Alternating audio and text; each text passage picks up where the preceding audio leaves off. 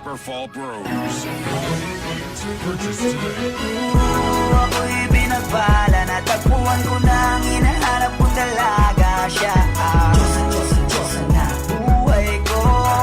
Diyosa na buhay ko. Sound like la la la la, mukhang hindi ko na kailangan ng marijuana. Siya ang Diyosa na buhay ko. Diyosa na buhay ko.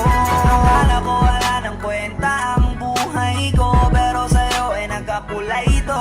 Pagdating sa'yo tanggal dalawang sungay ko, yung dating matigas nagiging lantang bola ito. Hindi man ako kasing macho ni Johnny Bravo, pero itataya ko sa'yo lahat pati pa to. Oo, hindi ako biniyayaan maging gwapo, pero I promise to you baby, di ako galing aso. If you ask me, bakit nahilap sa'yo sis gusto clean? Alam ko kasi di ka basta-basta babe, tapos yung dating mo napakalakas pa. See?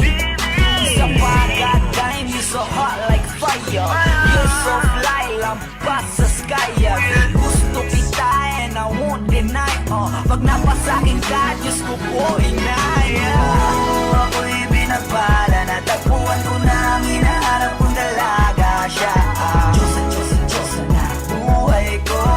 Diyosa na buhay ko.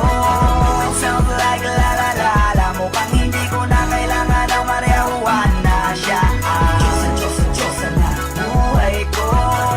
Diyosa na buhay ko.